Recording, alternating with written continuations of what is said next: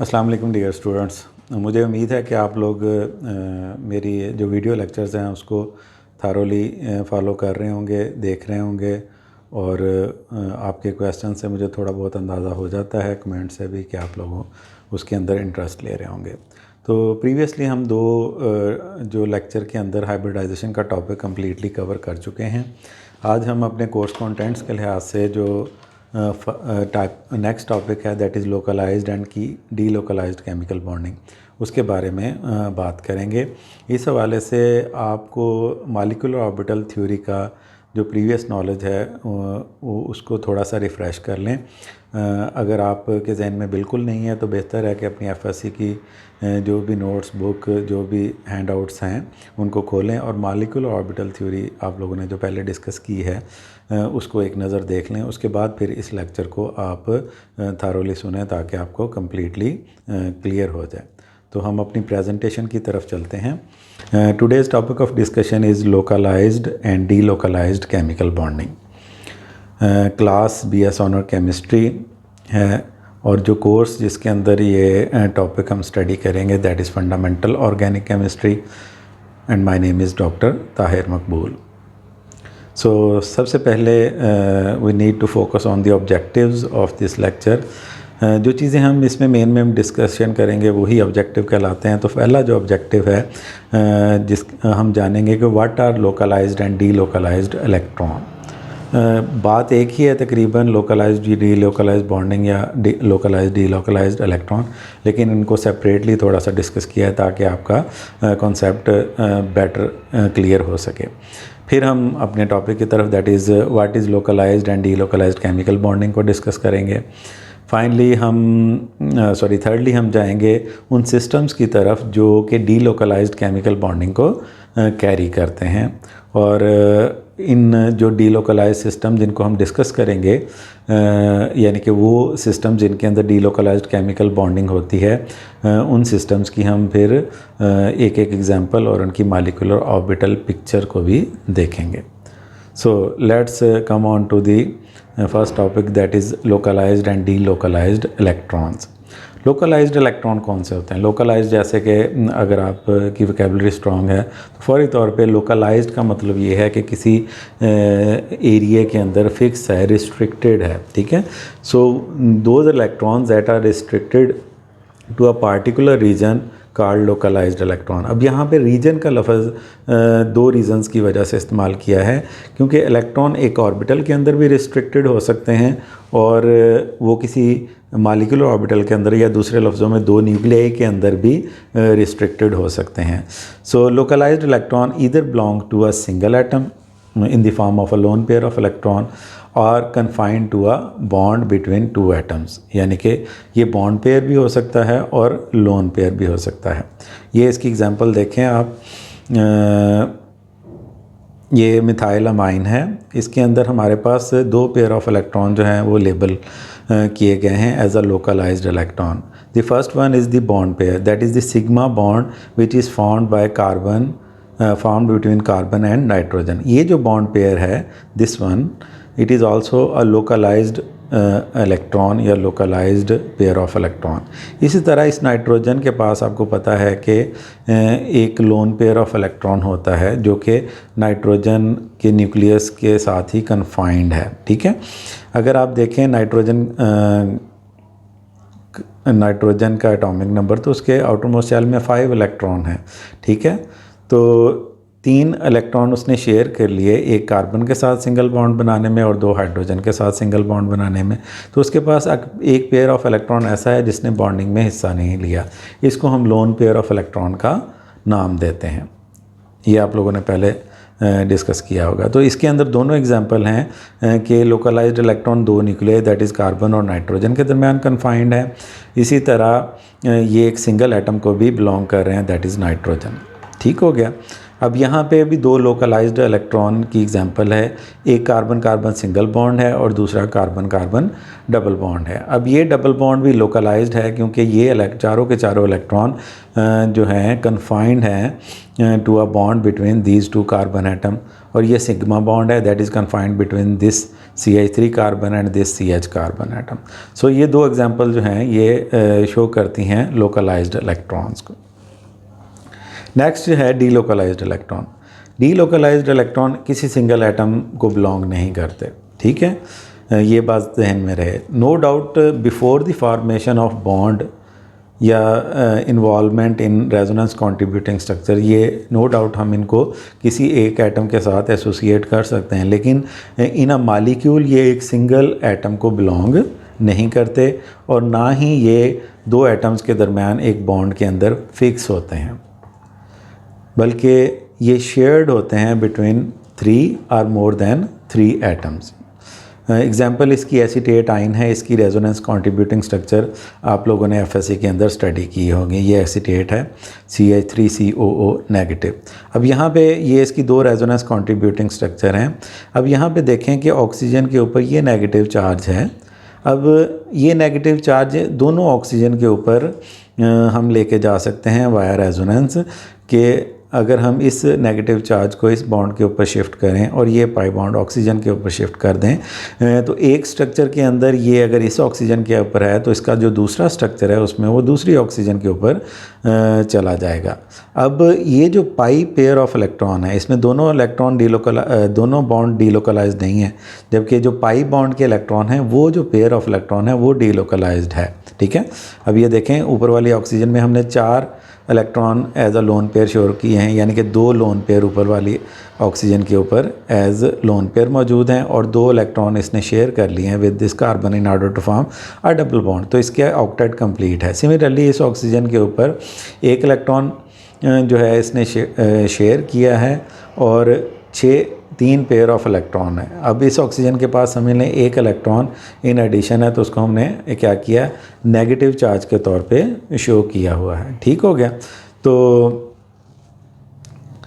अब ये जो नेगेटिव चार्ज है ये शेयर हो सकता है। अब ये कंफ्यूज होते हैं बाद बच्चे कि ये नेगेटिव चार्ज भी है और पेयर ऑफ इलेक्ट्रॉन भी है, तो ये समझ लें कि ये नेगेटिव चार्ज या पेयर ऑफ इलेक्ट्रॉन ये दोनों चीज़ें मिलके एक पेयर ऑफ इलेक्ट्रॉन को शो करते हैं। अगर आप इस ऑक्सीजन के आउटर मोस्ट शेल में इलेक्ट्रॉन गिनेंगे तो 2 लोन पेयर हैं और एक नेगेटिव चार्ज जिसको एज अ लोन पेयर भी शो करते हैं, तो ये 6 इलेक्ट्रॉन बेसिकली यहाँ पे हैं और 1 इलेक्ट्रॉन ये शेयर किया दूसरे कार्बन के 1 इलेक्ट्रॉन के साथ। तो एज अ होल इस ऑक्सीजन का भी ऑक्टेट कंप्लीट है, लेकिन ये नेगेटिवली चार्ज है, जबकि इस ऑक्सीजन ने क्या किए हुए हैं, 2 इलेक्ट्रॉन शेयर किए हुए हैं, तो इसके पास भी इसका ऑक्टेट भी कंप्लीट है, लेकिन ये ऑक्सीजन न्यूट्रल है जबकि ये ऑक्सीजन क्या है, नेगेटिवली चार्ज है, ठीक है। ये आगे रेजोनेंस में हम इसको दोबारा डिस्कस करेंगे, तो अगर कोई चीज़ क्लियर नहीं है तो वहाँ पे आपको क्लियर हो जाएगी, ठीक हो गया। तो ये 2, अब यहाँ पे देखें कि ये नेगेटिव चार्ज एक इस ऑक्सीजन को बिलोंग कर रहा है इस स्ट्रक्चर के अंदर और दूसरे स्ट्रक्चर के अंदर ये इस ऑक्सीजन को बिलोंग कर रहा है।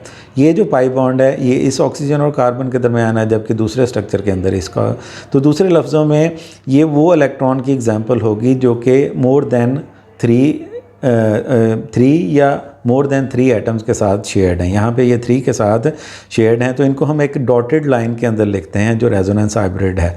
एक्चुअल मॉलिक्यूल ये है और ये उसकी दोनों क्या हैं, कंट्रीब्यूटिंग स्ट्रक्चर हैं। एक्चुअल मॉलिक्यूल रेजोनेंस हाइब्रिड है, ये ड्रा तो नहीं किया जा सकता, लेकिन हम इसकी जो वेट एवरेज है उसको in the form of dash जो है वो लिखते हैं पेपर के ऊपर एज आ रेजोनेंस हाइब्रिड, ठीक हो गया। तो यहाँ पे ये डैश जो लाइन है ये दोनों इलेक्ट्रॉन को शो कर रही है और ये स्प्रेड है over oxygen, carbon and this oxygen atom. तो ये डीलोकलाइज्ड इलेक्ट्रॉन की एग्जांपल है, ठीक हो गया। आगे चलते हैं। अब इसी की बेस पे केमिकल बॉन्ड जिनके अंदर लोकलाइज्ड इलेक्ट्रॉन भी इन्वॉल्व हो सकते हैं, डीलोकलाइज्ड इलेक्ट्रॉन, इसी बेस के ऊपर केमिकल बॉन्डिंग जो है वो 2 तरह की होती है। एक लोकलाइज्ड केमिकल बॉन्डिंग और second one localized chemical bonding के अंदर क्या है, इलेक्ट्रॉन जो बॉन्ड के अंदर इन्वॉल्व होंगे वो क्या होंगे, शेयर्ड बाय ओनली 2 न्यूक्लियाई, ठीक है। अब यहाँ पे हम स्पेसिफिकली क्या बॉन्ड का जिक्र कर रहे हैं, लोन पेयर का जिक्र नहीं कर रहे, हाँ, अगर लोन पेयर रेजोनेंस के ज़रिए पाई बॉन्ड के अंदर कन्वर्ट हो जाता है तो फिर भी वो इसी डेफिनेशन के अंदर आ जाएगा। Those electron which are involve in a bond which are only shared by 2 nuclei, उनको हम उनसे बनने वाले बॉन्ड को हम नाम देते हैं लोकलाइज्ड केमिकल बॉन्ड का। इसी तरह डीलोकलाइज्ड केमिकल बॉन्ड कौन सा होता है, जिसमें जो बॉन्डिंग इलेक्ट्रॉन हैं वो इन्वॉल्व होते हैं इन अ बॉन्ड और वो बॉन्ड शेयर्ड होता है बाय मोर देन 2 न्यूक्लियाई, यानी कि कम अज़ कम एटलीस्ट 3 न्यूक्लियाई के साथ वो जो बॉन्डिंग इलेक्ट्रॉन पेयर है वो शेयर होता है। ये इसकी एग्जांपल देखेंगे तो आपको मज़ीद क्लियर हो जाएगा। अब डीलोकलाइज्ड केमिकल बॉन्ड को हम आगे डिस्कस करेंगे डिटेल के साथ। लोकलाइज तो बड़ी लिमिटेड सी उसकी थी डिस्कशन। तो डीलोकलाइज्ड केमिकल बॉन्ड की जब बात करते हैं तो इसके अंदर ज़ाहिर बात है जब बॉन्ड बनता है तो डेफिनेटली एलिमेंट आपस में मिलके मॉलिक्यूल बनाते हैं, तो उसी वक्त जो है बॉन्डिंग हो रही होती है। तो मॉलिक्यूल जब बन जाता है तो बेसिकली आपने पढ़ी होगी मॉलिक्यूलर ऑर्बिटल थ्योरी कि atomic orbital are cease to exist, यानी कि मॉलिक्यूल के अंदर एटॉमिक ऑर्बिटल एग्जिस्ट नहीं करते बल्कि मॉलिक्यूलर ऑर्बिटल एग्जिस्ट करते हैं, और जितने भी इलेक्ट्रॉन हैं वो अपने आप को डिस्ट्रीब्यूट करते हैं अमंग दी मॉलिक्यूलर ऑर्बिटल। ठीक हो गया।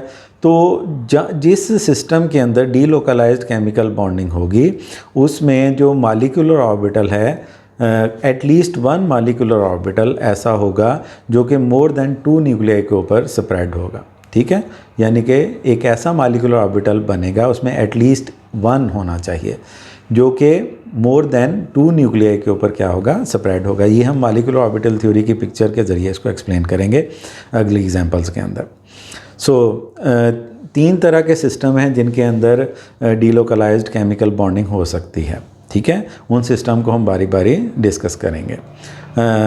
सबसे पहला जो सिस्टम है उनके अंदर डबल और triple bond in conjugation with another double और ट्रिपल बॉन्ड, इसको हम multiple bond in conjugation with another multiple bond भी कह सकते हैं, क्योंकि जब हम मल्टीपल बॉन्ड की टर्म यूज़ करते हैं तो उसका मतलब ये होता है कि जनाब डबल या ट्रिपल बॉन्ड।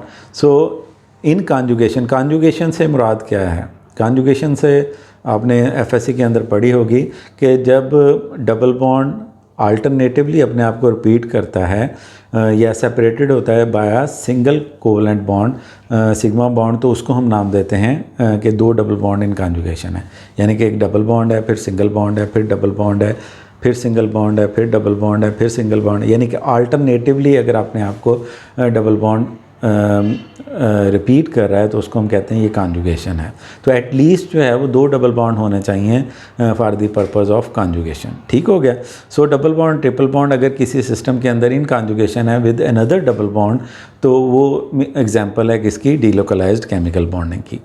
इसी तरह एक और सिस्टम जिनके अंदर डबल या ट्रिपल बॉन्ड जो है वो इन कॉन्जुगेशन आ जाता है विद पी एटॉमिक ऑर्बिटल। ये जो पी एटॉमिक ऑर्बिटल है ये एक ऐसा ऑर्बिटल है जो खाली भी हो सकता है, जिसके अंदर इलेक्ट्रॉन एक भी हो सकता है, जिसके अंदर 2 इलेक्ट्रॉन भी हो सकते हैं, लेकिन ये एटॉमिक ऑर्बिटल होगा, यानी कि ये हाइब्रिडाइजेशन के अंदर इन्वॉल्व नहीं होगा। तो अगर आपका डबल बॉन्ड या ट्रिपल बॉन्ड उसके बाद एक सिंगल बॉन्ड है और सिंगल बॉन्ड के साथ जो अटैच्ड एटम है उसके पास एक पी एटॉमिक ऑर्बिटल है जो कि क्या है? वेकेंट है, या फिर उसके अंदर 1 इलेक्ट्रॉन है यानी कि हाफ फील्ड है, या फिर कम्प्लीटली फील्ड है उसके अंदर 2 इलेक्ट्रॉन है। तीनों सूरतों के अंदर वो इन कॉन्जुगेशन आ गया विद योर डबल बॉन्ड। तो इस तरह के सिस्टम के अंदर भी क्या होगा? डीलोकलाइज्ड केमिकल बॉन्डिंग होगी। इसकी एग्जांपल भी हम डिस्कस करेंगे। जो थर्ड टाइप ऑफ सिस्टम है इसके अंदर पाई बॉन्ड इन्वॉल्व नहीं होता, इसके अंदर सिग्मा बॉन्ड जो है वो इन कॉन्जुगेशन आ जाता है विद अ डबल बॉन्ड और पी एटॉमिक ऑर्बिटल। इसको आप लोगों ने एफएससी के अंदर हाइपर कॉन्जुगेशन के नाम से डिस्कस किया होगा। तो इस तरह के सिस्टम को भी हम डिस्कस करेंगे क्योंकि हाइपर कॉन्जुगेशन इटसेल्फ हमारा टॉपिक है। तो आज के लेक्चर में तो हम इसे डिस्कस नहीं करेंगे, लेकिन इन फ्यूचर इसी चैप्टर के अंदर हम हाइपर कॉन्जुगेशन के चैप्टर में इसी सिस्टम को डिस्कस करेंगे। तो अब हमारे पास सिर्फ पहले 2 जो सिस्टम हैं यानी multiple bond in conjugation with another multiple bond और multiple bond in conjugation with p atomic orbital जो है, ये 2 सिस्टम हम इनको डिटेल के साथ डिस्कस करेंगे। जो थर्ड सिस्टम है उसको हम इंशाल्लाह under the topic of hyper conjugation discuss करेंगे। चलते हैं पहले सिस्टम की तरफ। तो सबसे पहले कॉन्जुगेशन को थोड़ा सा समझ लें, ब्लैक एंड वाइट में कर लें कि डबल और triple bond separated by a single bond are said to be in conjugation with each other. ठीक हो गया, ये मैं पहले एक्सप्लेन कर रहा हूँ। द सिंपलेस्ट मालिक्यूल जो कॉन्जुगेटेड सिस्टम की एग्जांपल के तौर पे लिया जा सकता है, उसको हम 1,3-ब्यूटाडाइन कहते हैं। इसके अंदर एक डबल बॉन्ड दूसरे डबल बॉन्ड के साथ कॉन्जुगेशन में है। ये देखें, ये अगर मैं इसको, वैसे तो इसको नंबरिंग किसी तरफ से भी दी जा सकती है, अगर मैं इसको नंबरिंग दे दूँ कि लेफ़्ट साइड से ये फर्स्ट कार्बन है, ये सेकंड है, ये थर्ड है, ये फोर्थ है, तो ये वाला जो डबल बॉन्ड है that is in conjugation with this double bond, क्योंकि इन दोनों डबल बॉन्ड के दरमियान एक क्या है, सिंगल बॉन्ड है। सो डबल बॉन्ड्स यहाँ पे सेपरेटेड है बाय अ सिंगल बॉन्ड। तो ये सिंपलेस्ट एग्जांपल है उस सिस्टम की जिसके अंदर double bond in conjugation with another double bond है। ठीक हो गया। अब हम इस एग्जांपल को थोड़ा सा आपके प्रीवियस नॉलेज को चेक करते हुए डिस्कस करते हैं। अब यहाँ पे अगर आप देखें, हर कार्बन को अगर आप देखें तो हर कार्बन ने 3 बॉन्ड बनाए हुए हैं, चाहे पहली कार्बन देख लें, दूसरी देख लें, तीसरी देख लें।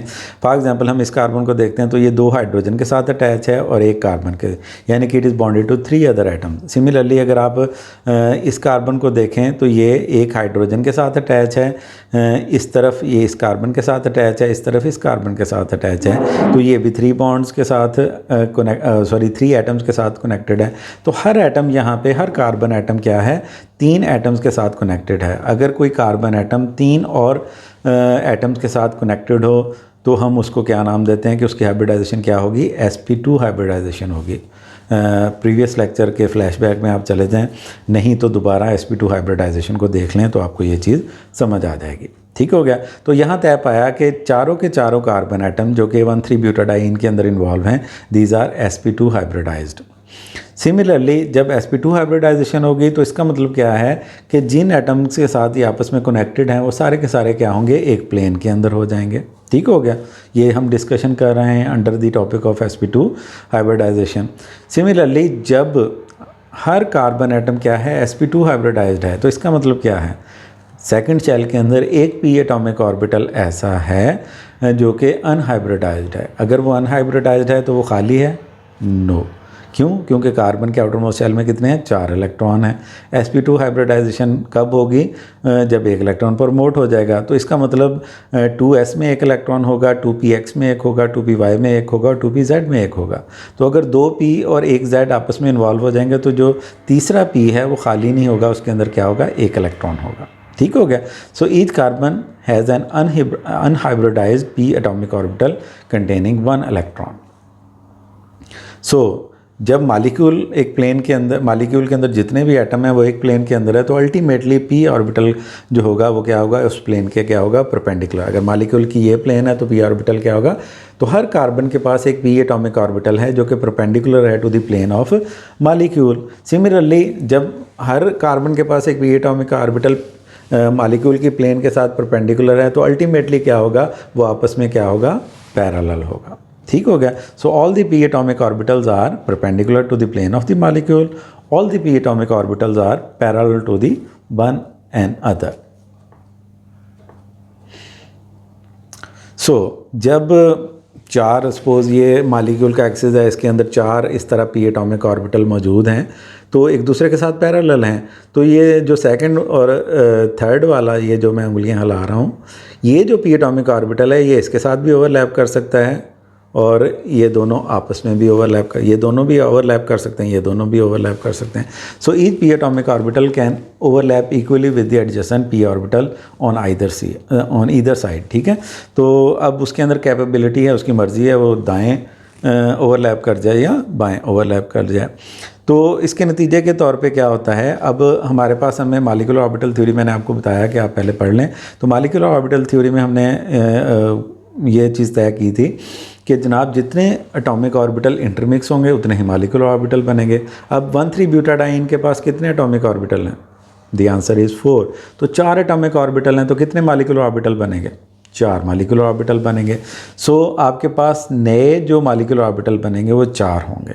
अब जो 4 मॉलिक्यूलर ऑर्बिटल हैं, जाहिर बात है उनकी एनर्जी एक जैसी नहीं होगी।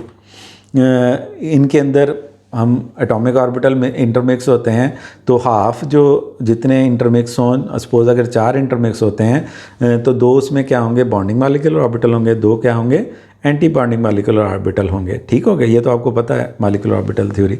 अब 2 बॉन्डिंग मॉलिक्यूलर ऑर्बिटल जो हैं, अब हम किसकी बात करें, सिर्फ पी एटॉमिक ऑर्बिटल। कितने पी एटॉमिक ऑर्बिटल हैं, 4 पी एटॉमिक ऑर्बिटल। हर पी एटॉमिक ऑर्बिटल में कितने इलेक्ट्रॉन हैं, 1 इलेक्ट्रॉन। तो टोटल नंबर ऑफ इलेक्ट्रॉन कितने हो गए, 4। तो आपके पास अगर 2 बॉन्डिंग मॉलिक्यूलर ऑर्बिटल हैं और 2 एंटी बॉन्डिंग मॉलिक्यूलर ऑर्बिटल बन रहे हैं तो 1 मॉलिक्यूलर ऑर्बिटल में कितने इलेक्ट्रॉन आ सकते हैं, मैक्सिमम 2। तो आपके चारों जो इलेक्ट्रॉन हैं वो पूरे हो जाएंगे बॉन्डिंग मॉलिक्यूलर ऑर्बिटल में। So 2 are bonding that contains 2 electron each, यानी हर बॉन्डिंग मॉलिक्यूलर ऑर्बिटल के अंदर कितने इलेक्ट्रॉन होंगे, 2 इलेक्ट्रॉन होंगे। और जो remaining 2 anti bonding molecular orbital बनेंगे वो सारे के सारे क्या होंगे, वेकेंट होंगे। अगर आपको इसकी समझ नहीं आ रही तो परेशान ना हो, ये देखें इसकी पिक्चर हम आपको दिखा देते हैं। इस स्लाइड को मैं बाद में डिस्कस करूँगा। ये देखें, अब यहाँ पे आपके पास ये 4 पी एटॉमिक ऑर्बिटल हैं। सिनेरियो क्या है कि चारों के चारों पी एटॉमिक ऑर्बिटल, ये जो मॉलिक्यूलर एक्सिस है इसकी प्लेन के क्या हैं, परपेंडिकुलर हैं और आपस में क्या हैं, पैरेलल हैं। अब चारों ने इंटरमिक्स होना है तो कितने मॉलिक्यूलर ऑर्बिटल बनने हैं, 4। 2 बॉन्डिंग मॉलिक्यूलर ऑर्बिटल बनेंगे और 2 एंटी बॉन्डिंग मॉलिक्यूलर ऑर्बिटल बनेंगे। जब हम मॉलिक्यूलर ऑर्बिटल पिक्चर ड्रा करते हैं तो उसमें हम फिर एनर्जी के लिहाज से देखते हैं। एक जो आपके पास जो बेहतरीन पॉसिबिलिटी वो ये है कि चारों के चारों पी एटॉमिक ऑर्बिटल वो इस ओरिएंटेशन के अंदर हैं कि चारों समझ लें ऐसे हैं और चारों ही एक दूसरे के साथ ओवरलैप कर सकते हैं।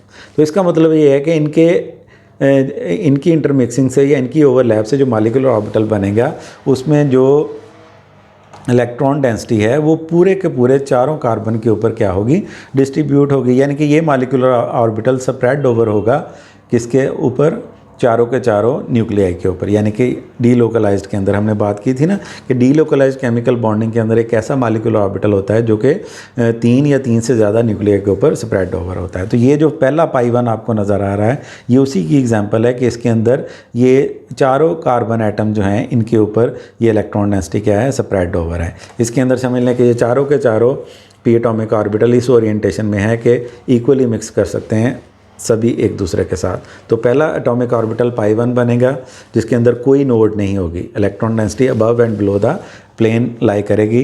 ये सिर्फ जो है ये मॉलिक्यूलर एक्सिस है इसके ऊपर नोड होगी, परपेंडिकुलर कोई नोड नहीं होगी। ठीक है, अब दूसरी ओरिएंटेशन क्या हो सकती है कि 2 ऐसे हैं और 2 ऐसे हैं, ये आपस में ओवरलैप करेंगे। तो इस सूरत में 2 के दरमियान, इन 2 के दरमियान जो सेंटर में एक परपेंडिकुलरली यहाँ पे एक नोड आ जाएगी। अब ये देखें, ये पॉजिटिव, ये नेगेटिव, ये नेगेटिव, ये पॉजिटिव। ये इस चीज़ को शो करता है कि ये जो 2 पी एटॉमिक ऑर्बिटल थे इनके लोब एक डायरेक्शन में पैरेलल थे और इन दोनों के आपस में एक डायरेक्शन में पैरेलल थे, लेकिन इनके साथ सेम ओरिएंटेशन में नहीं थे। तो यहाँ पे हमारे पास दूसरा जो मॉलिक्यूलर ऑर्बिटल है उसके अंदर एक परपेंडिकुलर नोड आ गया। नोड का आपको पता है ना, ओके। नोड के समझ लें कि वो एरिया जहाँ पे इलेक्ट्रॉन डेंसिटी मिनिमम होती है। और ओवरलैप आपने पढ़ा होगा कि जब इलेक्ट्रॉन के साथ आपको पता है कि वेव नेचर एसोसिएटेड है, तो जो ओवरलैप है एटॉमिक ऑर्बिटल का वो कंस्ट्रक्टिव भी होता है और डिस्ट्रक्टिव भी होता है। कंस्ट्रक्टिव कब होता है, जब वो एक दूसरे के साथ एडअप हो जाते हैं, जिस तरह वेव्स एडअप होती हैं, आप लोगों ने फिजिक्स के अंदर पढ़ा होगा, ठीक है ना। वेव्स एडअप भी हो सकती हैं और एक दूसरे से माइनस सब्सट्रैक्ट भी हो सकती हैं। तो constructive overlap of atomic orbital जो है वो उस वक्त होता है जब वो एडअप हो जाते हैं, और डिस्ट्रक्टिव कब होता है, जब वो सब्सट्रैक्ट होते हैं, उस वक्त नोडल प्लेन आती है। तो यहाँ पे ये दोनों आपस में कंस्ट्रक्टिवली एडअप हुए हैं और ये दोनों आपस में कंस्ट्रक्टिवली एडअप हुए हैं। अब ये यहाँ पे चारों के चारों कंस्ट्रक्टिवली क्या हो गए, एडअप हो गए हैं। तो ये हमारे पास 2 मॉलिक्यूलर ऑर्बिटल हैं जिनको हम पाई1 और पाई2 कहेंगे। लेकिन पाई2 की एनर्जी पाई1 से ज़्यादा है क्योंकि इसमें चारों आपस में कंस्ट्रक्टिवली नहीं हुए बल्कि 2 आपस में हुए और 2 आपस में हुए, तो दरमियान में एक परपेंडिकुलरली हमने एक नोड से रिप्रेजेंट कर दिया। ठीक हो गया। तो ये दोनों के दोनों आपके पास कौन से मॉलिक्यूलर ऑर्बिटल आ गए, जो बॉन्डिंग हैं। ठीक हो गया, क्योंकि 4 एटॉमिक ऑर्बिटल हैं, 4 ही बनने हैं, 2 बॉन्डिंग बनेंगे, 2 एंटी बॉन्डिंग बनेंगे। अब ये एंटी बॉन्डिंग है। अब पहला जो एंटी बॉन्डिंग है इसके अंदर इस तरह की ओरिएंटेशन है कि ये दरमियान, ये अगर ये 2 थे ना, पहले ऐसे थे फिर अब ये इसको इस तरह समझ लें कि ये ऐसे हैं। अब ये दोनों तो आपस में ओवरलैप हो सकते हैं, लेकिन ये नहीं हो सकते। दूसरे लफ्ज़ों में इनका ओवरलैप कंस्ट्रक्टिव होगा, ठीक है ना। तो सिर्फ आपको पास यहाँ पे ये दो न्यूक्लियाई के ऊपर ये स्प्रेड होगा, ये पी एटॉमिक ऑर्बिटल और ये पी एटॉमिक ऑर्बिटल जो है ये उस वक्त ओवरलैपिंग के अंदर इन्वॉल्व नहीं होगा। तो जहाँ पे साइन चेंज हो जाए, समझ लें जहाँ पे डिस्ट्रक्टिव ओवरलैप हो, तो वहाँ पे हम एक नोड लगा देता हूँ। ये तो ये दो नोड्स आपको नज़र आ रही हैं, तो इसको हम पाई 3 ऑर्बिटल कहेंगे और इसको स्टेरिक डालेंगे क्योंकि ये क्या है, एंटी बॉन्डिंग है, हायर इन एनर्जी है। इसी तरह P4 पाई 4 स्टार भी है। अब इसके अंदर सारे के सारे पी एटॉमिक ऑर्बिटल ऐसे हैं कि वो ओवरलैप नहीं कर सकते। ठीक हो गया, चारों के चारों, यानी कि चारों की ओरिएंटेशन ऐसी है कि वो आपस में ओवरलैप नहीं कर सकते। तो ये वाली जो कंडीशन है इसको हम पाई 4 स्टार। अब जाहिर बात है कि 4 पी एटॉमिक ऑर्बिटल हैं, तो 4 मॉलिक्यूलर ऑर्बिटल हमने ड्रा करने थे और उनको 2 सेट में डिवाइड करना था, मॉलिक्यूलर और बॉन्डिंग और एंटी बॉन्डिंग, और उसके अंदर हमने कर दिया। तो अब हमारे पास पाई 1 में कोई नोड नहीं है, परपेंडिकुलर नोड की बात कर रहे हैं। पाई 2 में एक परपेंडिकुलर नोड है, पाई 3 में 2 परपेंडिकुलर नोड्स हैं, ये जो डैश लाइन्स हैं इनको नोड्स कहते हैं, और पाई 4 में 3 परपेंडिकुलर नोड्स हैं। ठीक हो गया। अब मैं पिछली स्लाइड के ऊपर चलता हूँ। In case when 4 P atomic orbital they produce first molecular orbital having no node, जिसको हम पाई 1 कहते हैं, ये लोएस्ट इन एनर्जी होता है। Second molecular orbital with 1 node, जिसको हम पाई 2 कहते हैं, ये भी बॉन्डिंग होता है लेकिन इसके अंदर एक परपेंडिकुलर नोड होता है। Third molecular orbital with 2 nodes, इसके अंदर 2 परपेंडिकुलर नोड्स होते हैं। और fourth molecular orbital with 3 nodes, जिसके अंदर 3 परपेंडिकुलर नोड्स होते हैं। ठीक हो गया। तो अब इलेक्ट्रॉन्स कहाँ जाएंगे? आपके पास हर पी एटॉमिक ऑर्बिटल के पास 4 इलेक्ट्रॉन हैं। तो मॉलिक्यूलर ऑर्बिटल थ्योरी के मुताबिक जब मॉलिक्यूल बन जाता है, मॉलिक्यूलर ऑर्बिटल बन आपके हो गए, तो फिर इलेक्ट्रॉन की filling as per Hund's rule होती है, पाली एक्सक्लूजन प्रिंसिपल या होबॉय प्रिंसिपल होती है। तो लोअर एनर्जी ऑर्बिटल पहले फिल होते हैं। ठीक है। तो यहाँ पे जो बॉन्डिंग हैं 2 मॉलिक्यूलर ऑर्बिटल, तो अल्टीमेटली 2 इलेक्ट्रॉन पाई 1 में चले जाएंगे, 2 पाई 2 में चले जाएंगे, और एंटी बॉन्डिंग आपका क्या रहेगा? वेकेंट रहेगा। ठीक हो गया। तो बॉन्ड ऑर्डर भी आप निकाल सकते हैं। तो 4 इलेक्ट्रॉन हैं, ठीक है, 4 इलेक्ट्रॉन बॉन्डिंग में है और एंटी बॉन्डिंग में कोई नहीं है, तो 4 - 0 डिवाइडेड बाई 2, 2/2, तो क्या होगा? 1,3 ब्यूटाडाइन में 2 पाई बॉन्ड बनेंगे। ये बात जहन में रहे कि हम सिग्मा बॉन्ड यहाँ डिस्कस नहीं कर रहे हैं, सिर्फ और सिर्फ पाई बॉन्ड या डीलोकलाइज्ड बॉन्ड, क्योंकि पाई बॉन्ड ही डीलोकलाइज्ड है, ठीक है। सिग्मा बॉन्ड डीलोकलाइज्ड नहीं होता। तो पाई बॉन्ड की बात कर रहे हैं कि पाई बॉन्ड 2 हैं 1,3 ब्यूटाडाइन में, तो बॉन्ड ऑर्डर के अंदर भी 2 ही आ रहे हैं। ठीक हो गया। चलें जी, अगले सिस्टम की तरफ चलते हैं हम। सॉरी, पहले इसकी रेजोनेंस कंट्रीब्यूटिंग स्ट्रक्चर आपको बता दूं। अब ये सपोज़ ये मैंने एक ब्लू कर दिया, एक रेड कर दिया, ताकि कार्बन की पोजीशन जो है आपको पता चल जाए। तो यहाँ पे ब्लू कार्बन और ब्लैक कार्बन के दरम्यान ये डबल बॉन्ड है। अब ये जो है ये इन 2 कार्बन के पी एटॉमिक ऑर्बिटल ओवरलैप हैं। ठीक है। तो अगर ये इसके साथ ओवरलैप कर जाए, क्योंकि ये इसके पास भी पी एटॉमिक ऑर्बिटल है, तो दूसरे लफ्ज़ों में हम रेजोनेंस में शिफ्टिंग ऑफ पाई इलेक्ट्रॉन करते हैं। तो ये हम पाई बॉन्ड यहाँ शिफ्ट करेंगे, तो अल्टीमेटली अगर हम इस पाई बॉन्ड को यहाँ शिफ्ट करेंगे तो इस कार्बन के बॉन्ड 5 हो जाएंगे, क्योंकि पहले इसके 4 हैं। ये देख लें, एक हाइड्रोजन के साथ 2 कार्बन के साथ 3 हो गए, और एक पाई बॉन्ड इस कार्बन के साथ 4 हो गए। तो अगर ये बॉन्ड यहाँ शिफ्ट करते हैं तो अल्टीमेटली ये वाला बॉन्ड हमें यहाँ शिफ्ट करना पड़ेगा। तो ये वाली रेजोनेंस कंट्रीब्यूटिंग स्ट्रक्चर आएगी। ये बॉन्ड जब इस कार्बन के ऊपर आएगा तो in the form of negative charge आएगा।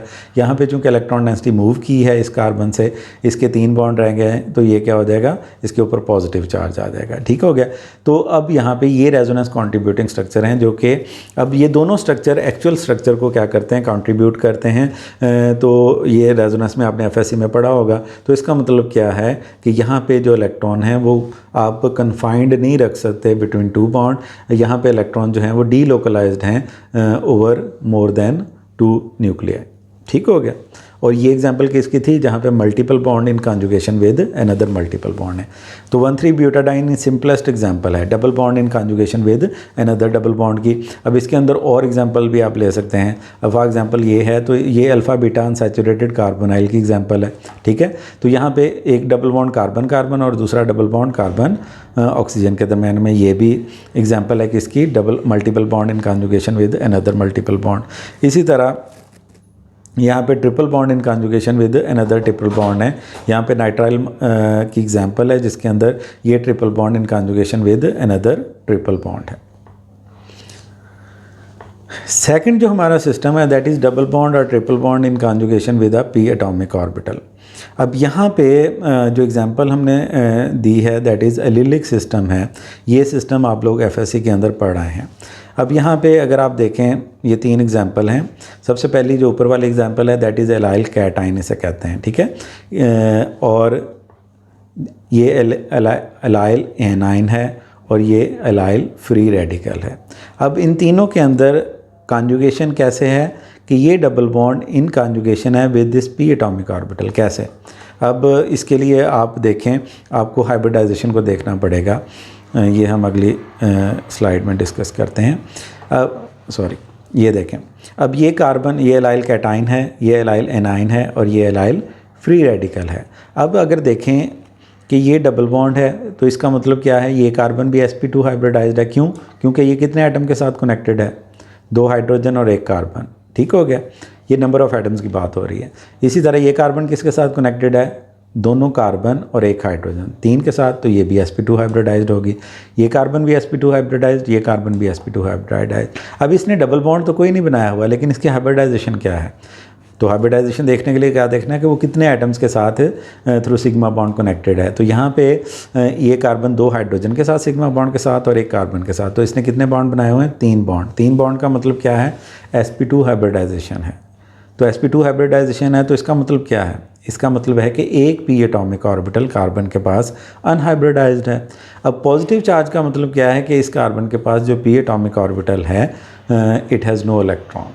ठीक है, इसका मतलब क्या है कि जो यहाँ से बॉन्ड रिमूव हुआ है, चौथा बॉन्ड, यानी कि जो लीविंग ग्रुप गया है वो कार्बन का इलेक्ट्रॉन भी लेके चला गया है। ठीक है, अब कार्बन के पास 6 इलेक्ट्रॉन रह गए हैं उसके आउटरमोस्ट शेल के अंदर। दूसरे लफ्ज़ों में उसके अपने 3 और 3 उसने शेयर किए हुए हैं, 6 इलेक्ट्रॉन हैं। ठीक है, तो इसके ऊपर क्या है? पॉजिटिव चार्ज है। अब दूसरी एग्जांपल के ऊपर आते हैं। अब यहाँ पे भी ये कार्बन ले लें, ये कार्बन ले लें या ये कार्बन ले लें, हर कार्बन एटम 3 एटम्स के साथ कनेक्टेड है।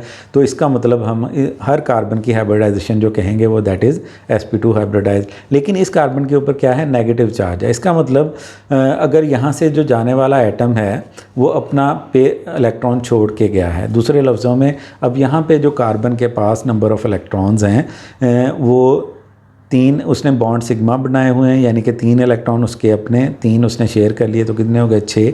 और in the form of negative charge उसके पास 2 इलेक्ट्रॉन हैं। ठीक हो गया, तो यहाँ पे 8 इलेक्ट्रॉन इस कार्बन के पास हैं, लेकिन still it is sp2 hybridised. क्यों? क्योंकि ये 3 एटम्स के साथ क्या है? थ्रू सिग्मा बॉन्ड कनेक्टेड है। आगे चलते हैं। अब इस कार्बन ये 2 कार्बन sp2 हाइब्रिडाइज्ड हैं, ये कार्बन भी 3 एटम के साथ कनेक्टेड है, तो ये भी क्या है? sp2 हाइब्रिडाइज्ड है। इसका मतलब इसके पास भी एक पी एटॉमिक ऑर्बिटल है। अब डॉट शो कर रहा है कि उस पी एटॉमिक ऑर्बिटल के पास एक ही इलेक्ट्रॉन है। ठीक है, तो इसमें क्या है कि जो बॉन्ड ब्रेक हुआ है उसके अंदर जाने वाली जो स्पीशीज है, चाहे वो हाइड्रोजन है, हेलोजन है, जो भी लिविंग ग्रुप है, वो अपना इलेक्ट्रॉन ले गया है और कार्बन के पास उसका अपना इलेक्ट्रॉन छोड़ गया है। तो यहाँ पे समझ लें कि बॉन्ड ऐसे टूटा है कि एक इलेक्ट्रॉन कार्बन के पास रह गया अपना और जाने वाला अपना इलेक्ट्रॉन लेके चला गया। तो यहाँ पे पी एटॉमिक ऑर्बिटल के अंदर एक इलेक्ट्रॉन है। ठीक हो गया। सो अब तय पा गया कि each carbon in each of this system is sp2 hybridized. अब अगर sp2 हाइब्रिडाइज्ड है तो each carbon has unhybridized P atomic orbital. अब अगर पी एटॉमिक ऑर्बिटल है तो these are perpendicular to the plane of molecule and all the P atomic orbital are parallel to each other. जाहिर बात है sp2 hybridisation हम लोगों ने डिस्कस की थी, तो उसमें ये चीज़ तय हो गई थी कि in case of sp2 hybridisation तमाम जो एटम्स हैं ये सेम प्लेन में होंगे और पी ऑर्बिटल जो होंगे वो क्या होंगे? Perpendicular to the plane of molecule और पैरेलल टू ईच अदर होंगे। ठीक हो गया। So each p orbital just like 1,3-ब्यूटाडाइन, दरमियान वाला अगर कार्बन ले लें तो उसका पी ऑर्बिटल राइट वाले से भी कर सकता है और लेफ़्ट वाले से भी। सो यहाँ पे देख लें कि जो आपके पास 3 P atomic orbital allylic system में, चाहे वो एलाइल कैटाइन हो, एलाइल एनाइन हो या एलाइल फ्री रेडिकल हो, उनके पास होते हैं। और each orbital has a capacity to overlap on either side of the on either side of p orbital, चाहे वो दाएं ओवरलैप करे या बाएं ओवरलैप करे। So overlap of a p atomic orbital with an adjacent double bond, जिसको हम 2 p atomic orbital, give rise to 3 new molecular orbital. अब आपके पास ओवरऑल एक सिस्टम के अंदर कितने 3 पी एटॉमिक ऑर्बिटल हैं, तो अगर तीनों पी एटॉमिक ऑर्बिटल जब मॉलिक्यूल बन जाएगा तो उसके अंदर 3 मॉलिक्यूलर ऑर्बिटल बनेंगे। एटॉमिक ऑर्बिटल जितने होंगे इंटरमिक्स होके उतने ही मॉलिक्यूलर ऑर्बिटल बनाते हैं। ठीक हो गया। अब यहाँ पे 3 बनेंगे। अगर तो इवन हो तो हम कह देते हैं, सपोज 2 हों तो हम कहते हैं 1 बॉन्डिंग 1 एंटी बॉन्डिंग, अगर 4 हों तो 2 बॉन्डिंग 2 एंटी बॉन्डिंग, 6 हों तो 3 बॉन्डिंग 3 एंटी बॉन्डिंग। लेकिन अगर 3 है तो उनको कैसे डिवाइड करेंगे, तो यहाँ पे हमारे पास 3 में से 1 बॉन्डिंग बनेगा, 1 एंटी बॉन्डिंग बनेगा और 1 ऐसा होगा जो उसको हम नाम देंगे नॉन बॉन्डिंग का। ठीक हो। तो फर्स्ट इज़ बॉन्डिंग जिसको हम पाई 1 से रिप्रेजेंट करेंगे, second one is non bonding जिसको हम पाई n से रिप्रेजेंट करेंगे, और third one is anti bonding. ये उसकी पिक्चर से आपको क्लियर हो जाएगा। अब यहाँ पे अगर आप देखें तो तीनों पी एटॉमिक ऑर्बिटल, ये जो मॉलिक्यूलर एक्सिस है इसके अलॉन्ग क्या है, उसको परपेंडिकुलर हैं और आपस में अगर दरमियान वाले को देखें तो इसके साथ भी पैरेलल है, इसके साथ भी पैरेलल है। तो जो आइडियल सिचुएशन है कि तीनों एक ऐसी ओरिएंटेशन में है कि आपस में क्या कर जाएं, ओवरलैप कर जाएं। जब ये तीनों एक ओरिएंटेशन में और तीनों के अंदर ओवरलैपिंग मैक्सिमम होगी तो यहाँ पे कोई नोड नहीं होगी और आपके पास बॉन्डिंग मॉलिक्यूलर ऑर्बिटल बनेगा जिसको हम पाई 1 से लेबल करेंगे। अब एक सिनेरियो ऐसा है कि जिसके अंदर 2 आपस में ओवरलैप करें और एक की ओरिएंटेशन इस तरह हो कि वो आपस में इनके साथ ओवरलैप के काबिल ना हो। उस सूरत में हम इन 2 के दरमियान क्या होगा, मॉलिक्यूलर ऑर्बिटल है और ये आउट ऑफ प्लेन होने की वजह से क्या हो जाएगा, यहाँ पे एक नोड आ जाएगी। ये देख लें तो यहाँ पे हमने नोड दे दी दरमियान में और एक तरफ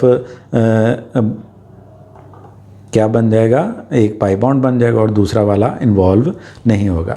सिमिलरली एंटी बॉन्डिंग के अंदर क्या होगा, तीनों इस ओरिएंटेशन के अंदर हैं कि वो आपस में ओवरलैप नहीं कर सकते, ये इसके साथ नहीं कर सकते। जाहिर बात है दरमियान में से एक छोड़ के तो नहीं हो सकता ना, तो उस सूरत में यहाँ पे क्या आ जाएंगे, एंटी बॉन्डिंग में नोड्स। तो बनाने का तरीका याद रख लें, सबसे जो आपने लोएस्ट एनर्जी बनाना है उसके अंदर कोई परपेंडिकुलर नोड नहीं देनी, उससे ऊपर वाले के अंदर 1 देनी है, उससे ऊपर वाले के अंदर 2 देनी है। इसी तरह आपने 1,3-ब्यूटाडाइन के अंदर लोएस्ट जो पाई 1 था उसके अंदर कोई लोब नहीं थी, परपेंडिकुलर नोड नहीं थी। इसी तरह जो बॉन्डिंग पाई 2 था उसके अंदर 1 नोड थी, फिर एंटी बॉन्डिंग जो पाई 3 था उसके अंदर 2 नोड थी। परपेंडिकुलर नोड की बात कर रहा हूँ। तो इसी सीक्वेंस के अंदर आपने इनको ड्रा कर लेना है।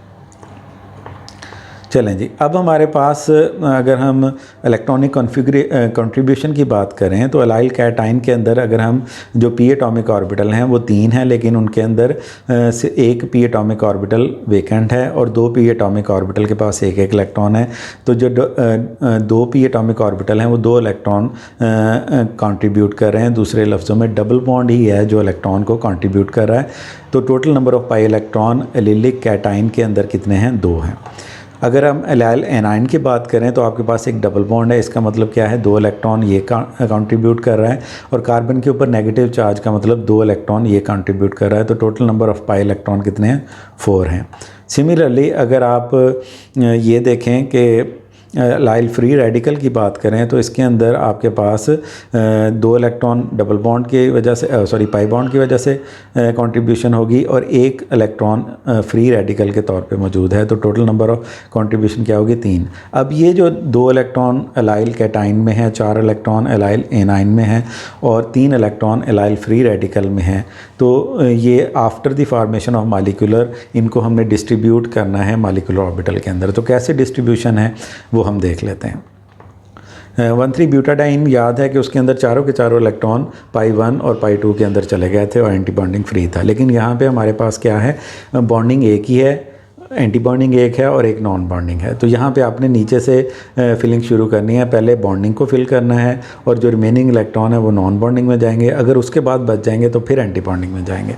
तो यहाँ पे अगर आप देखें एलाइल कैटाइन के केस में बॉन्डिंग मॉलिक्यूलर ऑर्बिटल पाई 1 के अंदर 2 इलेक्ट्रॉन चले गए।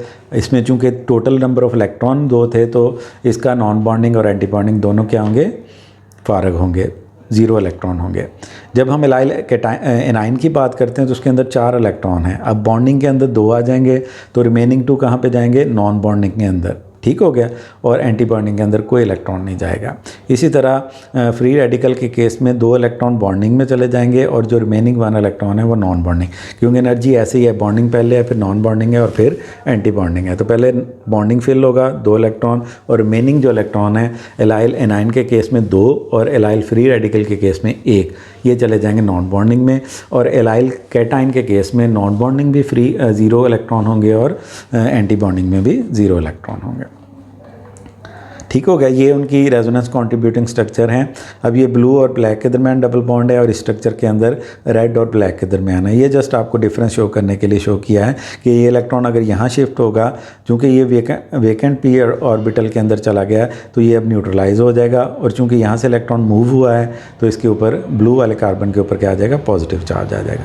तो एक्चुअल मॉलिक्यूल इन दोनों की। सिमिलरली यहाँ पे नेगेटिवली चार्ज कार्बन है, एलाइल का एनाइन है, तो ये नेगेटिव चार्ज अब यहाँ इस तरफ मूव करेगा, ये डबल बॉन्ड इधर नहीं मूव कर सकता, तो नेगेटिव चार्ज इधर मूव करेगा और ये वाला डबल बॉन्ड इसके ऊपर आएगा। तो पहले ब्लू न्यूट्रल है और रेड के ऊपर नेगेटिव है, और यहाँ पे ब्लू के ऊपर नेगेटिव है और रेड डबल बॉन्ड के अंदर इन्वॉल्व हो गया। सिमिलरली ये फ्री रेडिकल है, अब यहाँ पे ये बॉन्ड जो है होमोलिटिकली ब्रेक होगा, एक इलेक्ट्रॉन इधर ट्रांसफ़र होगा और ये एक इलेक्ट्रॉन इधर से आएगा, तो ये डबल बॉन्ड हो जाएगा। अब जो ब्लू के ऊपर जो है वो फ्री रेडिकल या फ्री इलेक्ट्रॉन हो जाएगा। ठीक हो गया। चलें जी, जो थर्ड कैटेगरी है सिस्टम है, that is sigma bond conjugation with a double bond or a P orbital.